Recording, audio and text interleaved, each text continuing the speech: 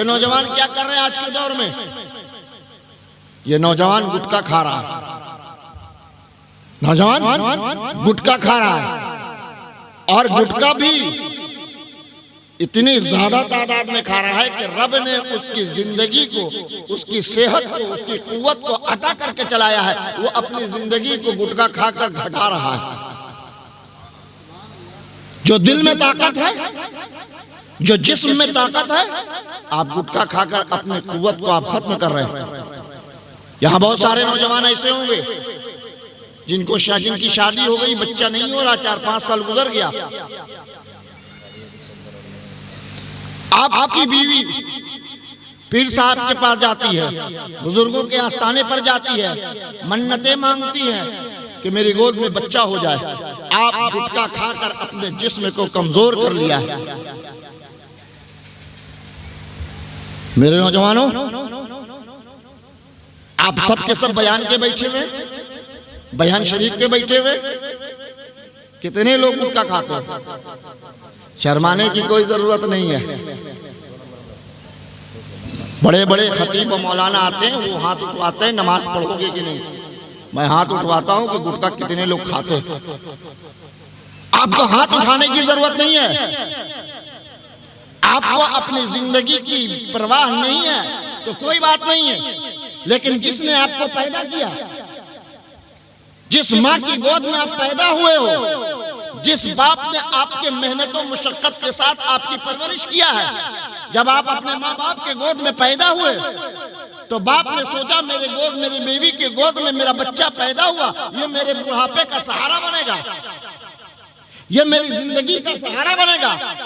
जब मैं काम करने के लायक न रह जाऊंगा, मेरी उम्र हो जाएगी, मैं ज़ईफ हो जाऊंगा, मैं चलने फिरने के लायक न रहूंगा, तो ये बच्चा चलने फिरने के लायक होगा, हमारी हर जरूरतों को पूरी करेगा। माँ बाप इस अरमान में आपकी परवरिश करते हैं। माँ बाप आपको ये सोचकर परवरिश करते हैं कि ये बुढ़ापे का सहारा बनेगा। लेकिन वो माँ बेटा जो माँ बाप का अरमान बनकर जवान हुआ, वो गुटखा खाने लगा, वो शराब पीने लगा, वो दारू पीने लगा, वो ड्रग्स का इस्तेमाल करने लगा, वो नशा आवर चीजों को खाने लगा। पता क्या चला कि इतना नशा आवर चीजों को उसने इस्तेमाल कर लिया, बाप की उम्र है 60 साल, बेटा 45 साल में मर गया। बाप के अरमानों पर पानी फेर गया, माँ की तमन्ना दिल में रह गई। मेरा बेटा जब 30 साल पहले पैदा हुआ था तो ये अरमान दिल में जगा था, ये फिक्र खत्म हो गई थी कि मेरे बुढ़ापे का सहारा आ गया। लेकिन ये आज तो मेरा बेटा नशावर चीजों को खाकर, नुकसानदेह चीजों को खाकर, मेरी जिंदगी से पहले, मेरे बुढ़ापा आने से पहले, मुझे मजबूर होने से पहले वो खुद अल्लाह को प्यारा हो गया। तो मेरे दोस्तों, आप अपने बारे में मत सोचो, आप अपनी जिंदगी की फिक्र ना करो। जिस माँ बाप के गोद में आप पैदा हुए हो उसकी फिक्र करो कि बुढ़ापे का सहारा बनकर मैं पैदा हुआ हूँ। मैं बुढ़ापे में माँ बाप की खिदमत करने के लिए पैदा हुआ हूँ। इसलिए अपने चेहरे को मत देखो, अपने वालिदैन के चेहरे को देखकर अगर तुम आज के बाद से भी नशा आवर चीजों का अगर इस्तेमाल करते हो तो अपने वालिदैन के लिए, अपने माँ बाप के लिए, अगर शादीशुदा हो तो अपनी बीवी के लिए, अगर बाल बच्चेदार हो तो अपने बच्चों के लिए आज के बाद से इन तमाम नशा आवर चीजों को इस्तेमाल करना छोड़ दो। ये तुम्हारे लिए बेहतर और मुनासिब।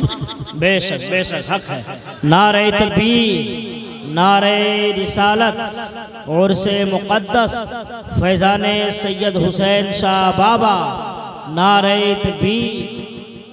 चूंकि मैं आपके यहाँ पहली बार नहीं आया हूँ, जलसे में पहली बार आया हूँ, लेकिन मैं 11वीं शरीफ के फातिहे में हर साल आता हूँ।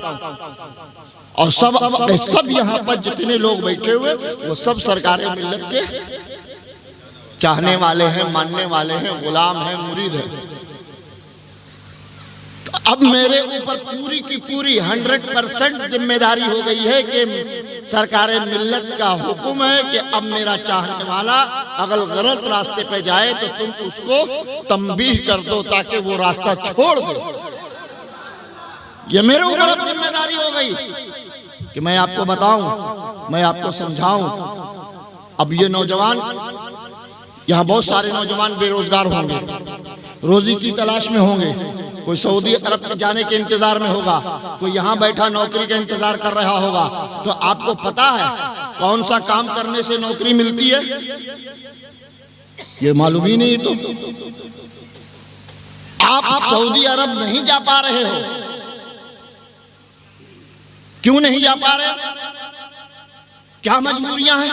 सब कुछ है, पैसा भी है, जाने आने का किराया भी है, सब कुछ है, लेकिन नहीं जा पा रहे। तिजारत आपने कर लिया, दुकानें खोलकर आप बैठे हुए हैं, बिक्री नहीं हो रही है, ग्राहक नहीं आ रहा है, बरकत नहीं हो रही है। तो आप पीर साहब के पास जाते हो, आप इमाम साहब के पास जाते हो, आप आमिर साहब के पास जाते हो कि हमारे दुकान में बिक्री नहीं हो रही है, मुझे सऊदी अरब जाना है, वीजा नहीं आ रहा है, हमें नौकरी नहीं मिल रही है। तो मेरे दोस्तों, किसी के पास जाने की जरूरत नहीं है, अपने रसूल के फरमान को सुन लो। तुम्हारे नबी ने कहा, अस्सलातु मिराजुल मोमिनीन। वाह वाह वाह, मोमिनों की कामयाबी नमाज में है। वाह, नौजवानों, तुम्हारी तरक्की बाजारों में नहीं, नमाज में है। अगर तुम्हें कामयाब होना हो तो नमाज पढ़ लो। अगर तुम्हें सऊदी अरब जाना है, नमाज के पाबंद बन जाओ। अगर तुम्हें नौकरी की तलाश है, नमाजी बन जाओ। अगर दुकान खोला है, बरकतें नहीं हो रही है, नमाजी बन जाओ। अगर बेरोजगार हो, अगर रोजी चाहते हो तो नमाजी बन जाओ। ये मैं नहीं कह रहा हूँ, ये आपके रसूल ने कहा है कि मुसलमानों, अगर तुम्हें तरक्की करना है तो नमाजी बन जाओ, अगर आला मर्तबा हासिल करना है तो नमाजी बन जाओ। सुभान अल्लाह, सुभान अल्लाह, क्या बात है। हम तो नमाजें पढ़ते नहीं।